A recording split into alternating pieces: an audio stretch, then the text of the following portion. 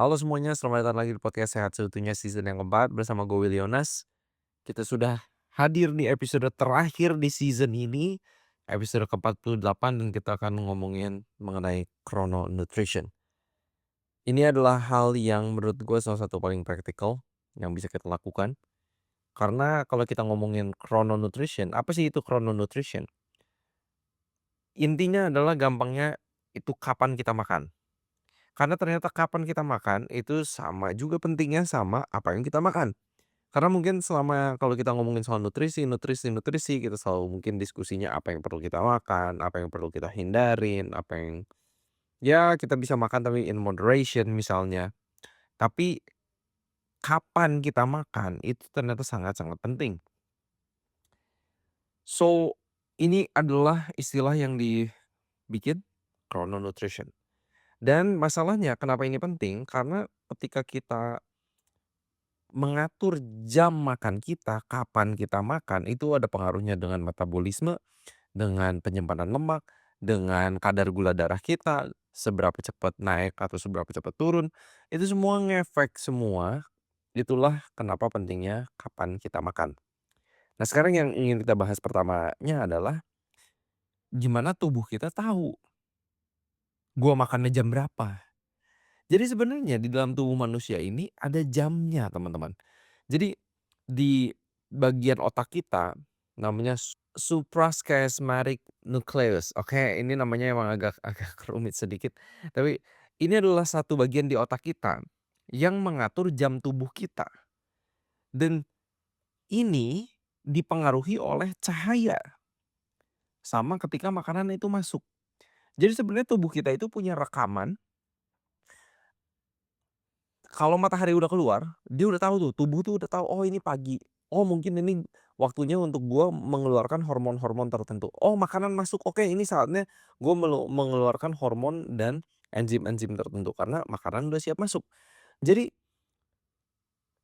cahaya dan kapan kita makan itu sangat mempengaruhi tubuh tuh jadi tahu, "Oh kapan gua harus ngeluarin hormon ini, kapan gua harus mengeluarkan enzim itu." Oke? Dan itu sangat-sangat berpengaruh kepada kesehatan. Nah, sekarang yang akan kita bahas adalah bagaimana kita mempraktekannya. Jadi, ada beberapa yang akan kita bahas, bagaimana kita mempraktekkan chrononutrition atau kapan kita makan, kapan kita bisa mempraktekkan ini, bagaimana atau ya kapan harusnya kita makan dan efeknya tuh apa buat tubuh, oke? Dan yang pertama adalah macronutrient timing. Jadi ada di penelitian ini, by the way penelitian yang gue bahas ini adalah rangkuman 2 penelitian yang ditulis di tahun 2025 dan kalau gue lihat sebenarnya belum terlalu banyak update dari apa yang udah pernah gue pelajari sebelumnya. Karena ini prinsip yang memang terjadi di dalam tubuh manusia. Jadi teman-teman, mereka baca dari banyak penelitian lainnya, mereka melihat kalau makan karbohidrat itu paling bagus, paling banyak di pagi-pagi. Karena kalau kita makan karbohidratnya itu di siang hari sama di malam hari lebih banyak, itu lebih meningkatkan gula darah somehow. Jadi ini menarik, mungkin teman-teman bisa makan makanan yang sama di pagi hari, sama makan makanan yang sama di siang hari sama di malam hari. Misalnya teman-teman kita bilang makan nasi kuning lah, kan makan nasi kuning itu at least kalau di Bandung adalah makanan breakfast. Tapi kalau teman-teman makan nasi kuning di malam hari atau di siang hari itu efek ke gula darahnya bisa berbeda. Jadi kalau kita mau banyak makan karbohidrat, itu waktu yang terbaiknya adalah di pagi hari, oke? Karena memang kalau logikanya teman-teman, malam hari itu kita udah slow down. Tubuh itu sebenarnya udah nggak terlalu butuh banyak energi lagi. Kita mau istirahat. Jadi jangan kita makan banyak banget di malam hari, sehingga perut kita nggak dikasih waktu untuk istirahat. Oke, itu yang pertama, teman-teman yang bisa mempraktekkan kalau teman-teman mau makan karbohidrat, makanlah lebih banyak di pagi hari untuk karbohidrat, dibandingkan siang atau dibandingkan malam. Selanjutnya, ada masalah juga kalau teman-teman punya habit untuk skip breakfast. Jadi makannya cuma lunch sama dinner, atau enggak banyak snackingnya juga di antaranya. Karena kenapa? Ini ada banyak penelitiannya teman-teman. Beberapa riset itu menunjukkan bahwa kalau kita punya habit untuk skip breakfast, nggak makan breakfast, resiko untuk terkena diabetes tipe 2 itu meningkat sebanyak 33% dibandingkan orang-orang yang rutin makan breakfast. Dan kalau misalnya orang-orang yang skip makan breakfast itu punya resiko terhadap penyakit kardiovaskular 21%. Terus kalau, di anak-anak muda, ini juga apply juga sih buat orang orang tua, tapi penelitian ini menulis untuk, di orang-orang dewasa yang cenderung masih muda, kalau misalnya mereka kebiasaan skip breakfast, peningkatan jaringan lemak di dalam tubuh mereka, tingkat kolesterol, total kolesterol, LDL, trigliserida juga lebih tinggi, dan yang terakhir juga adalah tekanan darah mereka juga lebih tinggi. Jadi, as simple as makan breakfast. Breakfast should be the biggest meal of the day. Makan pagi itu adalah makan yang, ya harusnya paling besar. Kalau di bahasa Inggris kan kita bilangnya breakfast, we should eat breakfast like a king. Jadi kita makan breakfast itu yang benar, yang lengkap, oke? Nah, sekarang apa habit yang banyak dilakukan orang? Mereka makan paling besar di malam hari. Karena mungkin mereka itu di situ lebih rileks, nggak usah buru-buru, ya kan? Udah pulang kerja, udah nyantai, ngobrol-ngobrol sama keluarga, sama temen, makan nyantai, makan paling besar. Akhirnya lama-lama kalau kita terusin, masalah juga ke kesehatan kita, oke? Seperti yang gue bahas tadi, resiko diabetes, menaik, berat badan, jaringan lemaknya meningkat, kolesterolnya meningkat, dan lain-lain. Lalu yang masalahnya juga adalah kita itu sering gak punya jam makan yang teratur, teman-teman. Karena tubuh ini akan jadi bingung juga gitu. Lah, biasanya dikasih makan jam 8 pagi misalnya, tapi tiba-tiba kok jam 8 pagi nggak makan sekarang, malah makannya jam 10 pagi, nanti besoknya ganti lagi jamnya. Jadi rutin, punya kebiasaan yang rutin kapan kita makan itu penting banget. Dan punya kebiasaan kapan kita tidur itu juga nggak kalah penting, karena itu juga yang sangat mempengaruhi jam biologis tubuh kita. Chrononutrition, kapan kita makan, itu sangat dipengaruhi juga sama kapan kita tidur, oke? Lalu, ini ada yang menarik juga nih, buat orang-orang yang punya night shift, kerja malam, seperti perawat, dokter, apoteker, eee, orang-orang yang kerja di pabrik, itu orang yang suka begadang, lebih beresiko terhadap masalah-masalah metabolisme di kemudian hari. Karena malam itu ya harusnya tidur, harusnya istirahat, dan itu pasti ada efeknya, oke? Pasti pasti pasti ada efeknya. Lalu teman-teman juga bisa kalau misalnya teman-teman itu, eee, terbang-terbang terus dan ganti-ganti live, apa namanya, zona waktu ya. Itu juga karena ada jet lag, itu bisa ada pengaruhnya juga ke metabolisme teman-teman. Tubuh tuh bingung, bingung terus, oke? Ini jam berapa, jam makannya gimana, itu bingung, membingungkan tubuh. Tapi ya again, kita nggak bisa juga hidup tanpa pilot, tanpa pramugari. Tapi buat orang-orang yang punya profesi itu, ya mereka harus lebih jaga pola hidup mereka lebih ketat lagi. Karena mereka tahu profesi mereka itu datang dengan sebuah resiko kesehatan juga, oke?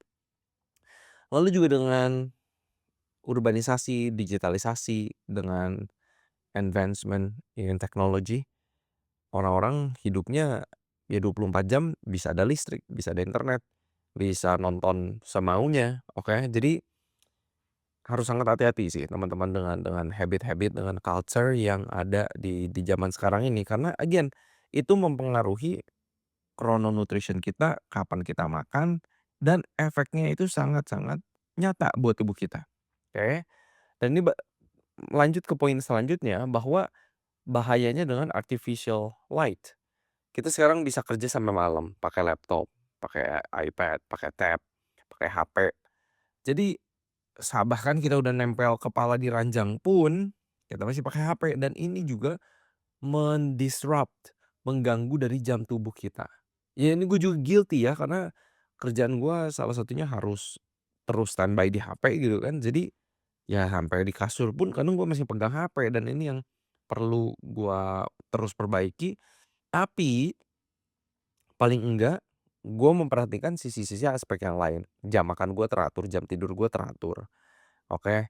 Terus gue juga diri gue terhadap sinar matahari, dan ketika kita melihat sunrise, ketika kita ngelihat sunset, itu memberikan sinyal tubuh yang benar kepada tubuh kita, gitu. Dan itu mempengaruhi jam makan kita, hormon lapar sama hormon kenyang aja, leptin sama grelin, itu sangat dipengaruhi kalau kita melihat cahaya matahari, oke. So itu sangat sangat sangat menarik banget dan teman-teman ini ada beberapa hal lagi yang bisa mengganggu jam tubuh kita, seperti kafein, oke, alkohol, lalu juga stres yang kronis, stres yang terus-menerus, hormon kortisol itu meningkat, dan ini juga bisa jadi mengganggu tidur kita, kualitas tidur kita nggak bagus, kita juga bisa jadi lapar. Jadi ini bisa sangat-sangat mendisrupt kesehatan kita. Lalu juga olahraga. Olahraga juga ini bisa memberikan sinyal kepada tubuh kita. Jadi kalau misalnya kita olahraga terlalu berat di malam hari, itu juga bisa mengganggu tidur kita dan akhirnya mengganggu juga chrononutrition, kapan kita makan dan efek metabolisme juga sangat-sangat dipengaruhi. Jadi kalau bisa, sebisa mungkin olahraga itu olahraga berat terutama jangan jangan dilakukan di malam hari. Sedangkan ya sorry to say, banyak orang-orang yang olahraga berat ya di malam hari. Lapangan padel penuh, lapangan futsal penuh malam-malam, lapangan basket penuh sampai jam 12 malam, jam 1 malam. Ya gue ngerti sih karena orang emang mungkin gak punya waktu lain karena mereka kerja, tapi sebisa mungkin sore lah. Sore atau malam-malam yang awal sampai jam 7 jam 8 malam sebisa mungkin, oke. Eee, itu teman-teman yang sangat sangat sangat bisa mempengaruhi jam tubuh teman-teman. Dan balik lagi ke topik kita kali ini adalah chrononutrition. Kapan kita makan itu dipengaruhi sama cahaya, sama jam tidur kita rutin atau enggak, makan kita rutin atau enggak, dan kita itu harus punya jam tubuh yang rutin. Kita mau bangun habit, kita itu manusia itu a creature of habit. Kita melakukan hal yang sama, bangun pagi, mandi, sikat gigi. Kita itu secara natural, kita itu suka membuat habit dan membuat pola di dalam kehidupan kita. Dan kalau teman-teman nggak mau punya resiko diabetes yang lebih tinggi, teman-teman nggak mau punya resiko penyakit kardiovaskular yang lebih tinggi, tekanan darah tinggi, ya makan itu harus teratur teman-teman. Makan pagi, makanan yang paling besar, hindari makan malam yang terlalu banyak dan terlalu dekat sama jam tidur, itu perlu sangat-sangat dihindarin. Karena sesimpel kalau teman-teman bisa mengatur saja jam makan teman-teman, chrononutrition ini, teman-teman berat badannya akan stabil, nggak kelebihan berat badan, nggak overweight. Jadi bukan jenis makanan saja yang harus kita perhatikan, tapi kapan kita makan, itu sangat penting. Anyway teman-teman, it's been fun untuk bikin episode podcast 48 episode di tahun 2025 sampai 2026. Dan kita akan break dulu sejenak sampai nanti kita bikin season-season, episode-episode selanjutnya. Thank you banget teman-teman untuk semua supportnya. Terima kasih yang udah komen, terima kasih yang udah kasih rating. Itu yang membuat gua merasa bahwa apa yang dikerjakan itu berdampak dan pasti banyak orang-orang di sana juga yang ngedengerin kontennya tapi nggak komen, karena gue juga salah satu tipe pengguna sosial media yang jarang banget untuk komentar. But anyway, thank you banget untuk semua support kalian dan gua harap kalian tetap sehat, kalian perhatikan segi lifestyle kalian secara keseluruhan, karena sekali lagi nggak ada satu hal yang membuat kita sehat atau membuat kita sakit.